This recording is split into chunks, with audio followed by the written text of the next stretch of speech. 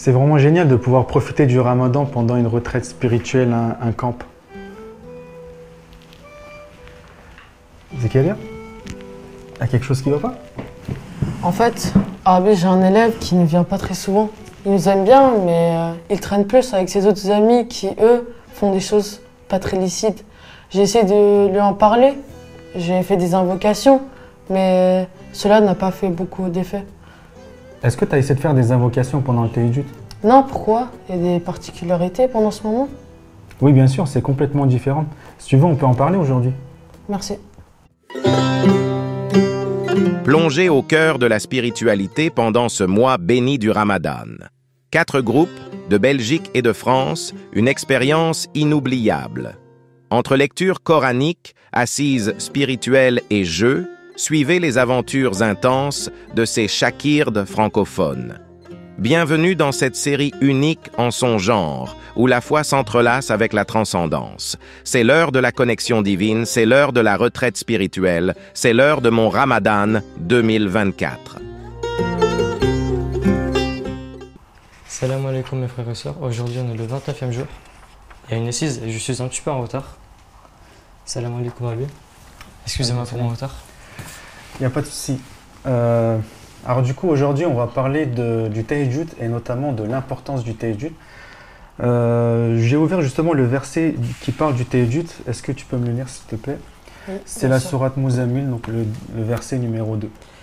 Lève-toi pour prier seulement une partie de la nuit. Ok, verset assez court. En fait, ce verset, il a été révélé à notre prophète et en fait, c'est un ordre qui est donné à notre prophète, alayhi salatu wassalam. Cette prière, c'est une obligation pour notre prophète, alayhi salatu wassalam. Et comme c'est une obligation pour lui, c'est facile de comprendre que c'est une prière qui est importante. Ah oui, je me souviens quand j'ai fait un dit dans l'un de ses prêches, il nous conseille d'illuminer nos tombes en veillant la nuit. En gros, celui qui se lève la nuit pour prier verra sa tombe illuminée, Inch'Allah.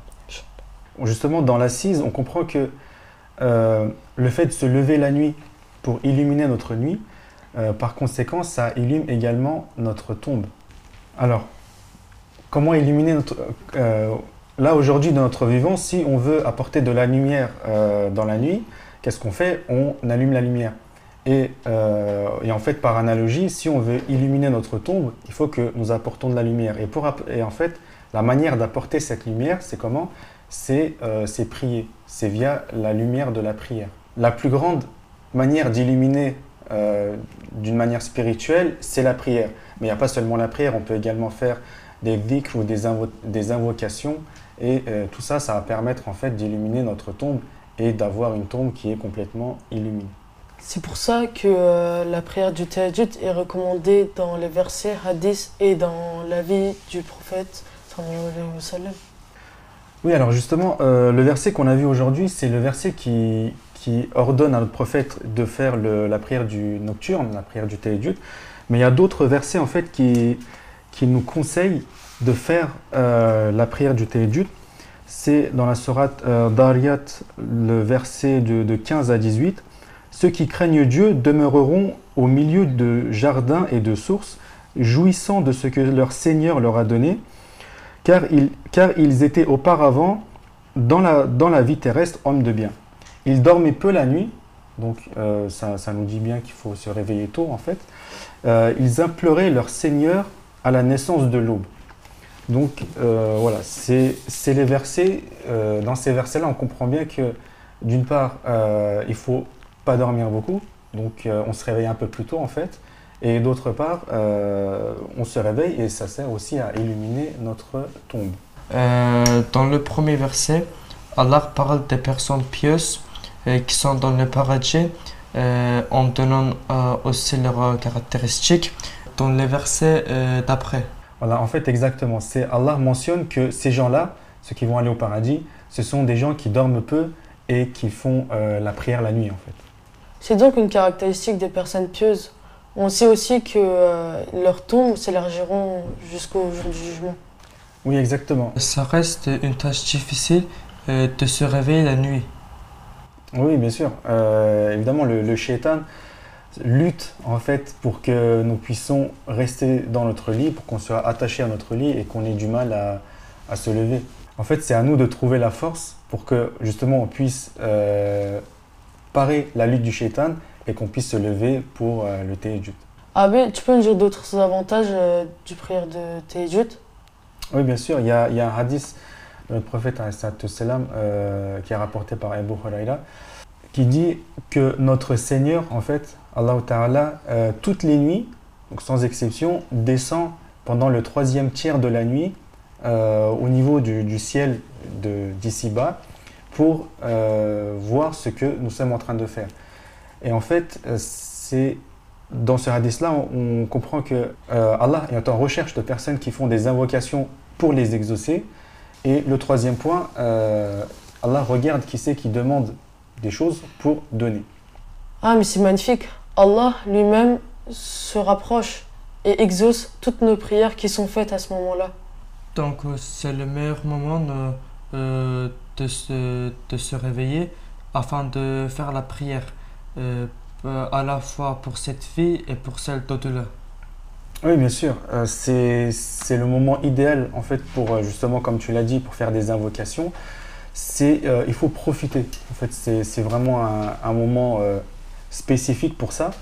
Maintenant, une chose très importante, qui est la clé que Allah exauce justement nos prières, nos demandes et nous pardonne, c'est la sincérité. Le contraire de la sincérité, c'est l'hypocrisie. Donc si vous faites quelque chose, des actions, juste pour montrer aux autres que vous êtes en train de le faire, en fait, vous n'êtes pas sincère, c'est complètement l'opposé, et les hypocrites, en fait, des actes hypocrites ne seront pas acceptés par Allah.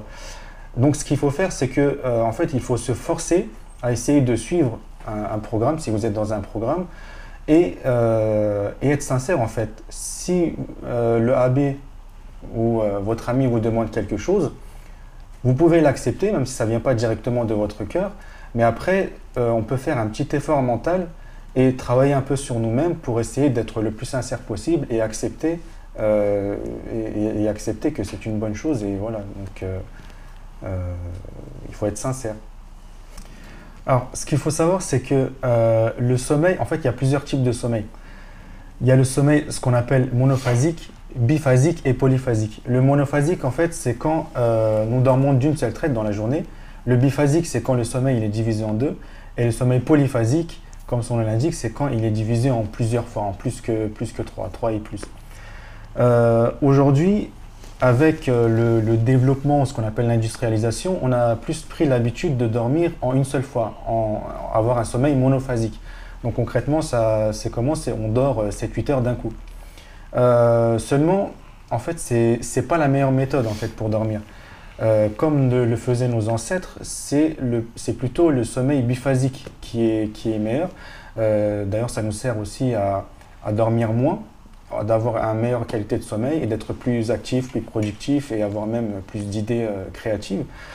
En fait, comment ça se passe le sommeil biphasique? C'est qu'on dort en fait 3-4 heures au début de la nuit, on se réveille une demi-heure, 1 heure, et après, soit on peut se coucher une nouvelle fois pour dormir encore quelques heures, ou sinon on peut faire une sieste la journée.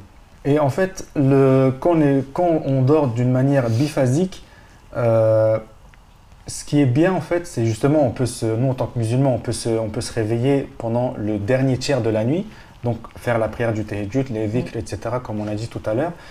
Mais ça permet également en fait d'être plus impacté par ce qu'on dit. Pourquoi? Parce que dans ces périodes-là, le cerveau il fonctionne différemment. Et comme le cerveau il fonctionne différemment, tout ce qu'on dit, ça impacte plus notre subconscient et inconscient. Donc si à ce moment-là vous faites des prières, en fait la prière s'intégrera plus à votre esprit. Si à ce moment-là vous faites des dhikr, les dhikr en fait, si vous dites Allah, si vous dites Subhanallah, si vous dites Allahu Akbar, ce sera pareil, ça s'intégrera plus dans votre subconscient et comme ça vous servira dans l'autre monde. Donc en plus des récompenses qu'Allah nous promet, le pardon, l'acceptation de nos prières et tout, c'est aussi très avantageux pour notre corps. Oui, exactement. En fait, c'est double bénéfice. On a un gros bénéfice pour notre esprit, donc pour notre partie spirituelle, et un gros bénéfice aussi pour notre corps. Moi, j'ai découvert en fait le sommeil biphasique quand j'étais étudiant, et je devais apprendre une grosse partie, je devais mémoriser en fait mes cours qui étaient conséquents. Et j'ai utilisé justement cette technique de me coucher un peu plus tôt. Je me couchais vers 9-10 heures et donc je dormais à peu près 4 heures. Et quand je me levais à ce moment-là, en fait, mon esprit il était beaucoup plus ouvert et j'arrivais beaucoup plus à mémoriser et beaucoup plus vite en même temps. Et donc voilà, gros avantage aussi au niveau de l'esprit. Ouais. Alors moi quand je me levais dans ces heures-là, je profitais pour faire 2 unités de prière. Et vous pouvez également justement profiter de ces moments-là pour faire aussi quelques rekats et du dhikr. Inch'Allah. Inch'Allah. Alors si vous n'avez pas d'autres questions, je vous propose de regarder un petit extrait de Hoxha Efendi.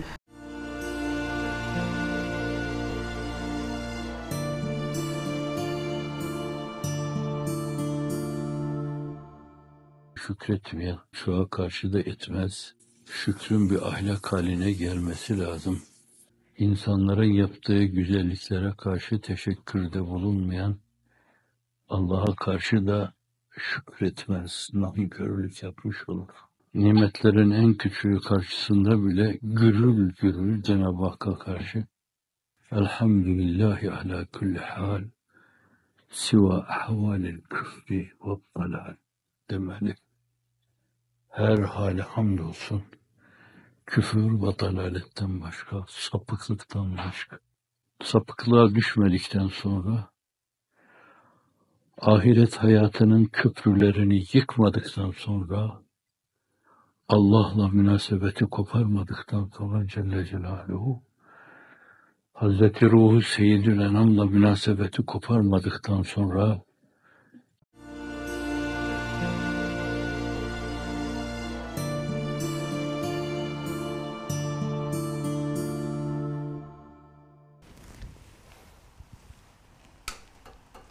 On vient de regarder la vidéo de Hoxha Efendi et maintenant on va passer un moment fun, on va faire du baby-foot.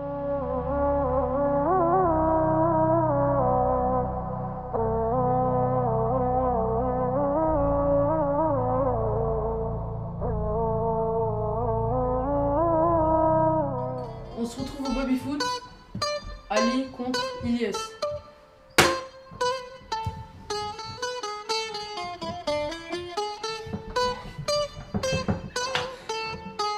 Les gars, je vais commencer un peu. Ilyes qui gagne un point. 1-0 pour Ilyes. Moi je suis pour Ali, hein. Je vous dis dès maintenant. Comme ça c'est bien. Oh. Ali qui attaque. Allez Ali. 2-0 pour Ilyes. En vrai Ilyes il est fort, hein. Le gars était nul un peu. Ça va. Merci pour le compliment. Résiste-toi Ali. 3-0. Non, pardon, 2-1.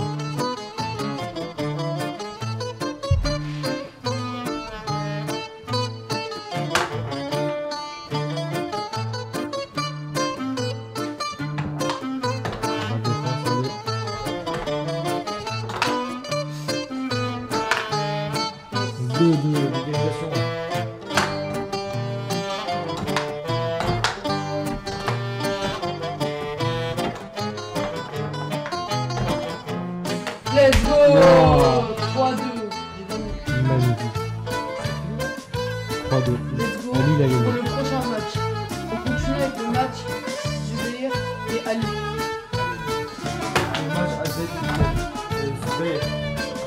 Il est en attaque. 1-0.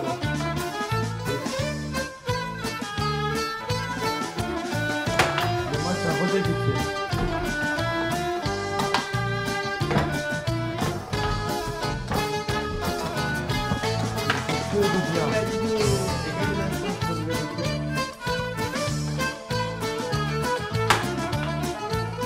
Ali est de retour. Il paraît 2-1 pour Zubeyr.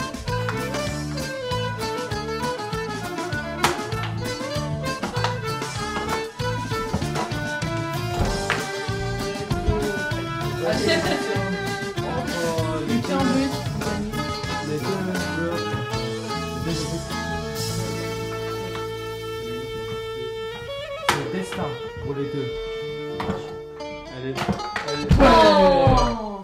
Victoire Bien pour joué. Zbir. On continue avec le match IS et Zubair. Commencez. IS passe en attaque. Zubair a très bien défendu. Et un but pour l'IS. 1-0.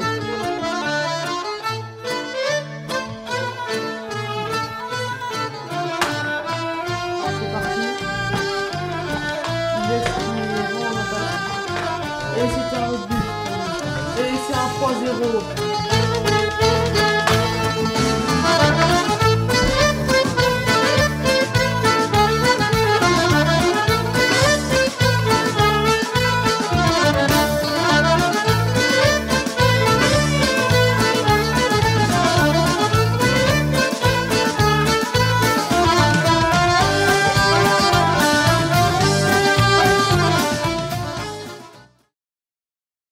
Mohammed, le messager de Dieu. L'atmosphère créée par la révélation. Les compagnons furent honorés en étant les premiers à recevoir les messages divins par le prophète. Tous les jours, il leur était donné des messages originaux et ils étaient encore et encore invités à la table du divin, remplis de fruits éternellement frais venant du paradis. Chaque jour, ils vivaient des changements radicaux dans leur vie.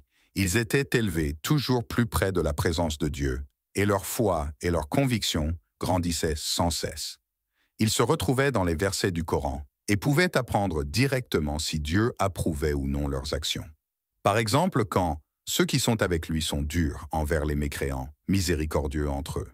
Tu les vois inclinés, prosternés, recherchant de Dieu grâce et agrément. Leurs visages sont marqués par la trace laissée par la prosternation. Sourate 48, verset 29, fut révélé. Les yeux se tournaient d'abord vers Abu Bakr, Omar, Othman et Ali. Car après tout, ils étaient connus pour être aux côtés du messager dès le début, pour leur dureté envers les incroyants hostiles et implacables, leur compassion envers les musulmans, et pour s'incliner et se prosterner longuement et très souvent devant Dieu, en quête de son agrément. Mohammed, le messager de Dieu.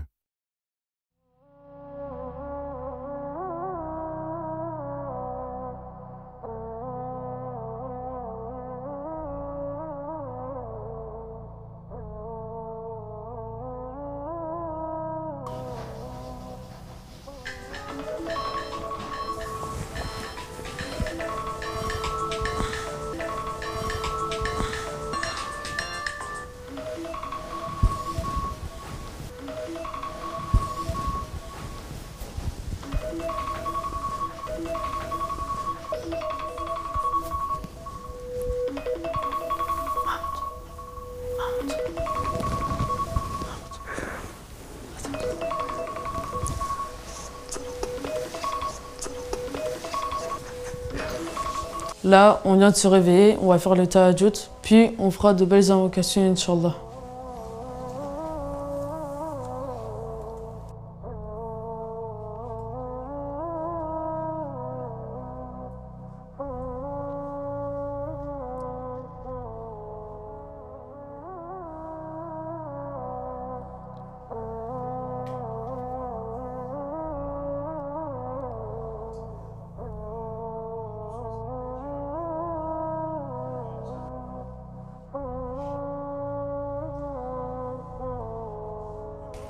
آمين. اللهم لك الحمد أنت نور السماوات والأرض ومن فيهن، ولك الحمد أنت قيم السماوات والأرض ومن فيهن، ولك الحمد أنت الحق ووعدك الحق وقولك الحق ولقاؤك الحق والجنة حق والنار حق والساعة حق والنبيون حق ومحمد حق. اللهم لك أسلمت وعليك توكلت وبك آمنت وإليك أنبت وبك خاصمت وإليك حاكمت فاغفر لي ما قدمت وما أخرت وما أسررت وما أعلنت أنت القيوم أنت مقدم وأنت المؤخر لا إله إلا أنت ولا إله غيرك. Mon Dieu, à toi la louange, tu es la lumière des cieux et de la terre et tout ce qu'ils renferment. À toi la louange, c'est toi qui diriges les cieux, la terre et tout ce qu'ils renferment. À toi la louange, tu es la vérité, ta promesse est une vérité, ta parole est une vérité, ta rencontre future est une vérité. Le paradis est une vérité, l'enfer est une vérité, l'heure suprême est une vérité, les prophètes sont une vérité, alayhimus salatu wassalam. Muhammad alayhi salatu wassalam est une vérité. Mon Dieu, c'est à toi que je me soumets, en toi que je mets ma confiance, en toi que je crois, vers toi que je me retourne, par toi que je lutte, devant toi que je cite. Pardonne-moi mes fautes passées et celles à venir. Pardonne-moi ce que je fais en secret et ce que je fais en public. Tu es celui qui met en avance et celui qui retarde. Il n'est de Dieu que toi. Amen.